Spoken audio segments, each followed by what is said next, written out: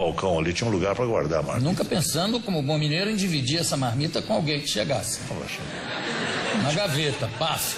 É tão pouca comida. mas a verdade é que eu comecei a minha vida assim, né? E me orgulho disso. Eu não tenho nenhum problema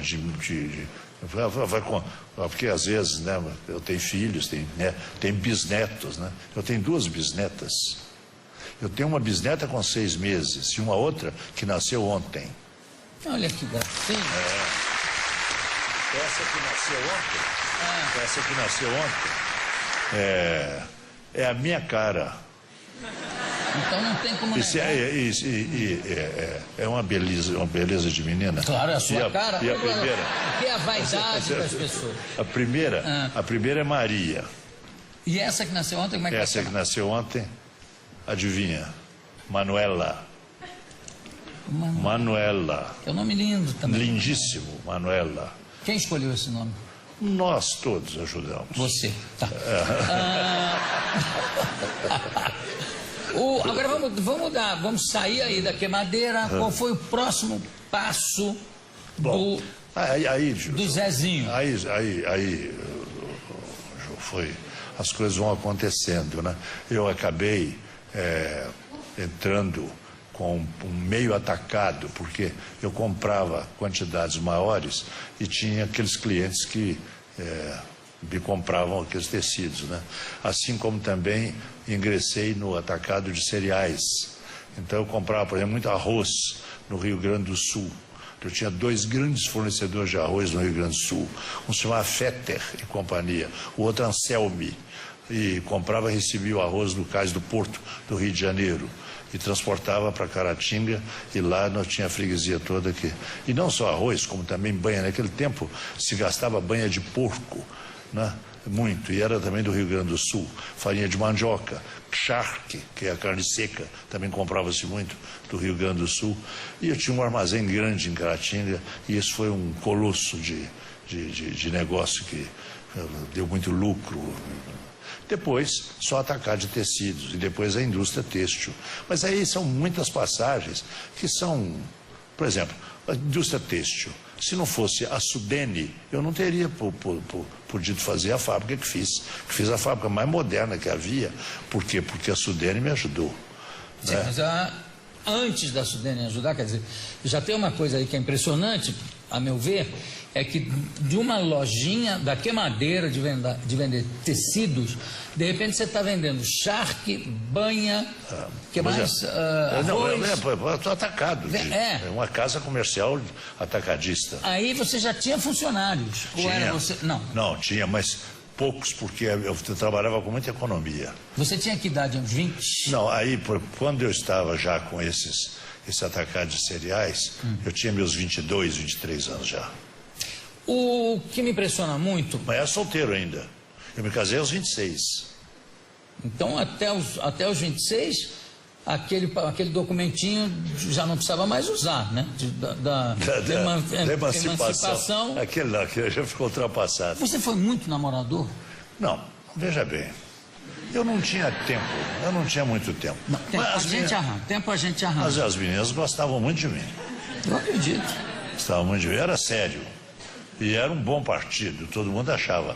Zé Alencar era um bom partido. Bom partido é o que... Você espalhou esse negócio na cidade, né? Bom partido. Bom partido que o camarada tão jovem já é comerciante. Não, é um bom partido, né? É bom partido, ele pode casar. Porque a maioria não pode, coitado. Às vezes quer, mas não pode. E naquele tempo, as moças queriam casar. O namoro não era diferente de hoje. Hoje... O sujeito tem um namoro e coisa e tal e acaba vivendo com a moça. Não havia isso naquele tempo. Naquele tempo as coisas eram diferentes. A gente namorava a moça, ao máximo 10 horas da noite e deixava a moça em casa. Né? Era assim. E o pai esperando na porta. E o pai esperando na porta de relho. Mas você nunca passou por esse dissabor, né? De enfrentar o pai com... Zezinho, volte aqui! Relho nele. Vice-presidente, tem uma coisa que me chama muito a atenção nessa sua história de vida. Aliás, você está devendo uma biografia, porque o Brasil muitas vezes esquece de registrar a sua história. é que de repente você, que foi alfabetizado em casa, pelo seu papai, pela sua mamãe, você adquire uma cultura geral, tá? Muito desenvolvida. Como é que foi essa passada dentro do aprendizado seu? Não só de vida, que de vida já está demonstrado. Aí tem, né, a condição de autodidata, né? Eu sempre estudei. Agora, estudava por conta própria, né? Estudava tudo aquilo que eu precisava aprender, eu estudava, né? Foi assim que foi a minha vida, né? Naquela praticidade, né? Porque eu tinha que me desenvolver em alguma coisa para o próprio negócio meu. Claro. Então, estudava. Mas agora transcendeu agora isso, estudava, né? Então, estudava assim, desordenadamente. Por exemplo, eu tive uma coisa interessante, desde mesmo naquela escolazinha lá do interior que foi feita, né, que era uma atulhazinha, né, que foi feita aquela escola, não havia compromisso curricular. Então, eu tinha liberdade para ler o que eu quisesse, e os professores também. Exatamente, sobre história, sobre geografia, sobre matemática. Matemática era meu. A sua paixão é matemática. Eu gostava, toda a vida eu gostei de matemática. Né? Eu tenho um neto de 8 anos também que gosta muito de matemática. Ele falou assim, tem um colega, ele tem 10 anos de idade, ele disse assim, tem um colega que falou assim, Davi, você, além dos 100 que você tira em inglês e matemática, quais são as outras matérias que você tira 100? Aí ele é muito prosa. Ele disse assim, olha, todas. mas não é verdade. Eu tinha 90 e tantos. Tá muito bom. Voltando ao tempo do começo do industrial, né? Da indústria. Você disse que foi auxiliado pela Sudene. Até que... em que proporção vai essa ajuda? Porque a Sudene é o seguinte, a Sudene, como todo mundo sabe o que é a Sudene, Superintendência de Desenvolvimento do Nordeste. E foi Juscelino que fez a Sudene. Foi buscar quem? Nada menos que Celso Furtado, para realizar aquele trabalho. Um economista extraordinário, brasileiríssimo, etc. E de reputação internacional. E fez a Sudene. Então a Sudene, ela tinha uma forma de ajudar que era participar do capital da companhia, com ações sem direito de voto.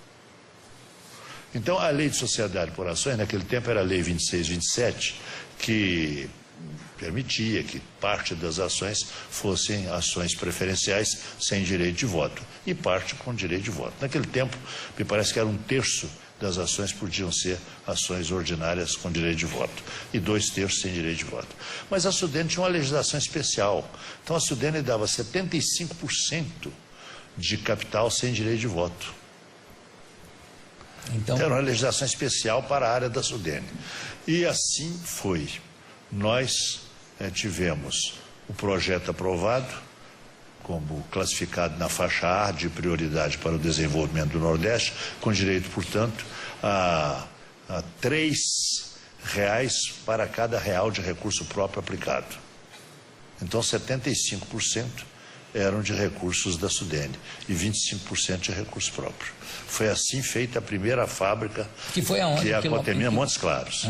Montes Claros era a área mineira da Sudene, mas recebia o mesmo tratamento que os outros estados do Nordeste. Mas sabe o que também vale a pena ressaltar? É que você falou, entrava com 75% e você entrava com 25%, mas a Sudene fazia isso com várias indústrias, né? Sim. Nem todas vingaram. Não. Isso aí é outra coisa, porque a gente também não pode também igualar por baixo, tem que ver, né? Eu fui homenageado por todos os governadores de todos os estados do Nordeste como o projeto que deu certo. Porque as outras fábricas todas que eu fiz na área da Sudene foram aprovadas com a mesma classificação e nenhuma delas levou. A única que levou algum dinheiro da Sudene foi 2,3%. Que foi a segunda, e as outras 0 de recurso da Sudene.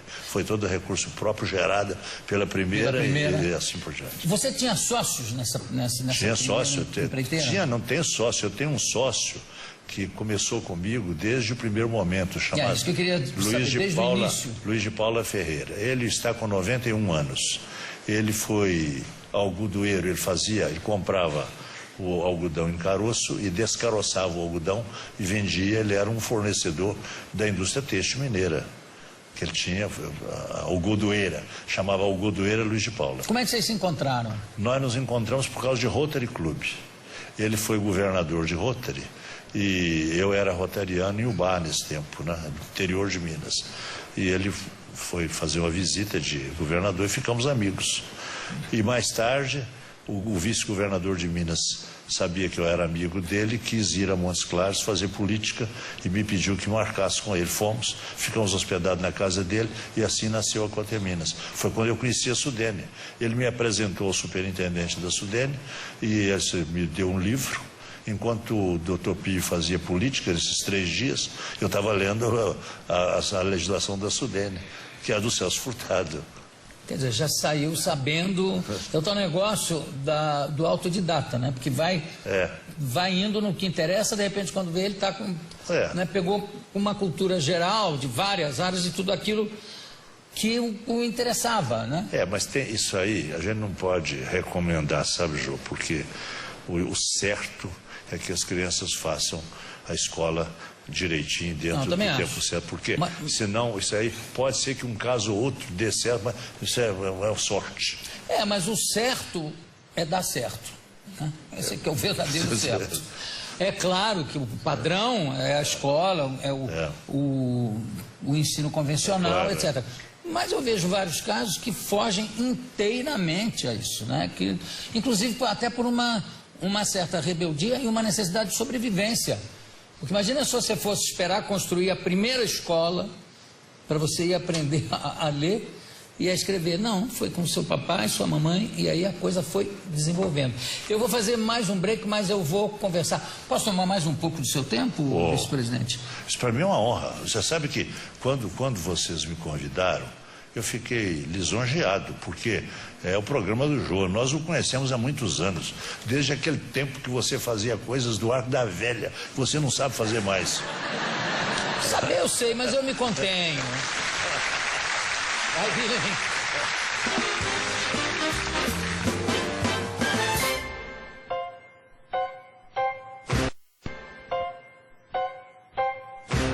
Tenho aqui ao meu lado o vice-presidente da República, José Alencar.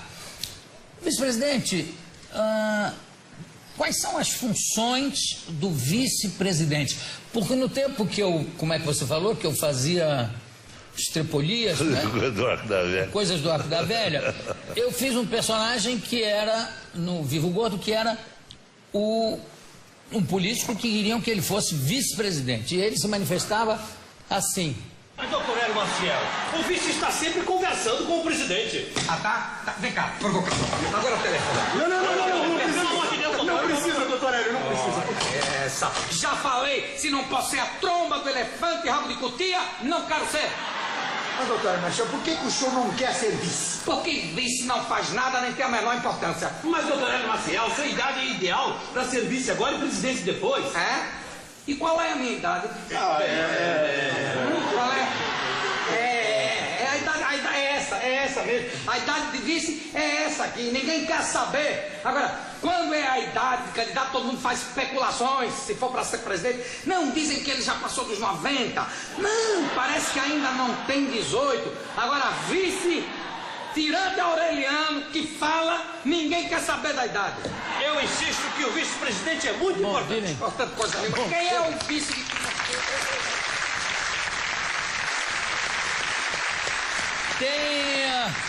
Tem alguma verdade aí no quadro que o vice-presidente não faz nada? Tem, muita verdade.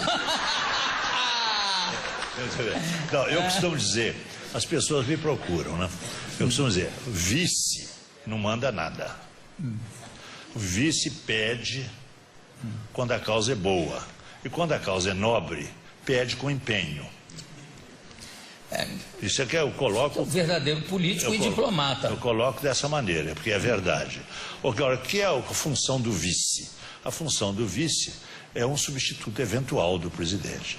E uma coisa é substituto, outra coisa é sucessor. Claro. É uma diferença. Porque, é claro, ele é também sucessor eventual. Mas isso é outra coisa. Eu, por exemplo, nunca sucedi o presidente, eu sempre o substituí. Quantas vezes? 500 dias.